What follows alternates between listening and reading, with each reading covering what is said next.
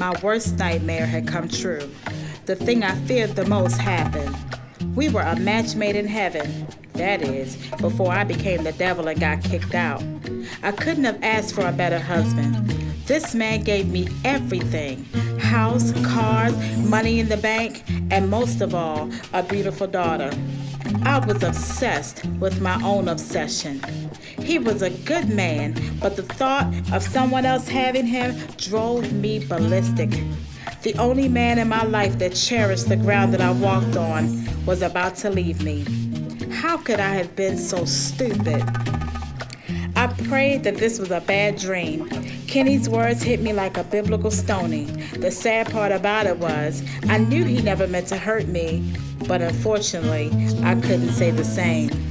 My harsh words persecuted him for the sin he hadn't committed up until now.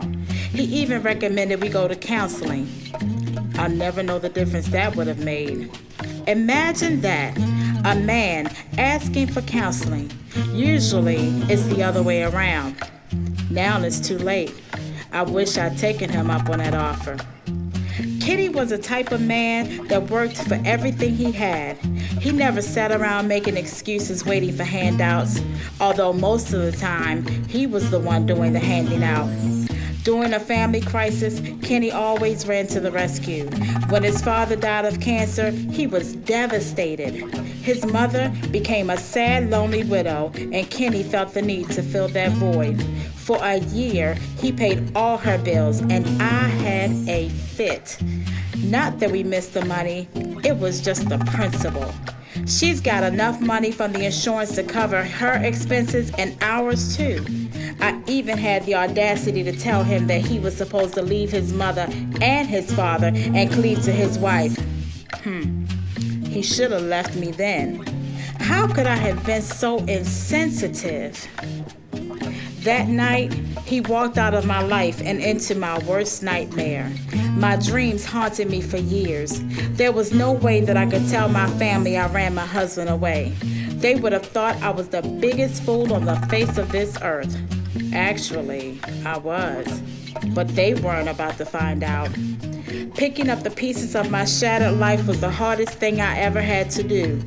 Nobody wants to admit that they drove their husband away. What did I expect?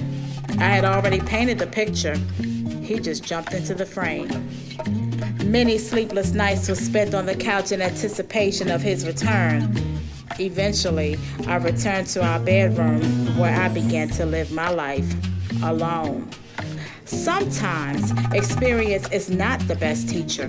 I had allowed my mom and my sister's experience to teach me how not to trust a man, no matter how good they were.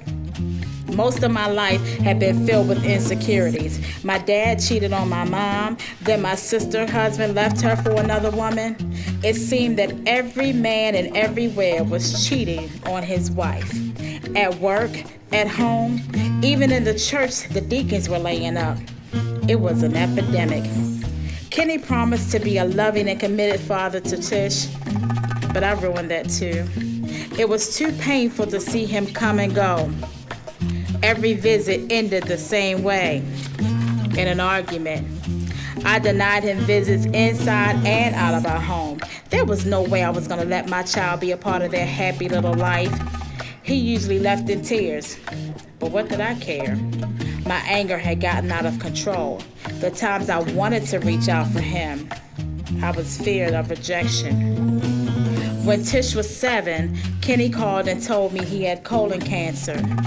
And within a year, he was gone. To this day, I often wonder if he died of a broken heart. I'm telling you, God has a way of humbling you. Never in a million years did I think it would take for Kenny to die for me to deal with my own issues. His passing forced me right into counseling. I had to get myself together. Realizing at the time I had made a mess of things placed me on a street called Standstill. And that's exactly what I did. I stood on Standstill Street for about a year. I mean, literally, I did nothing. Finally, I had to make my peace with God. Repentance is the only way for me to move forward. And once I did that, the next thing I had to do was get on with my life.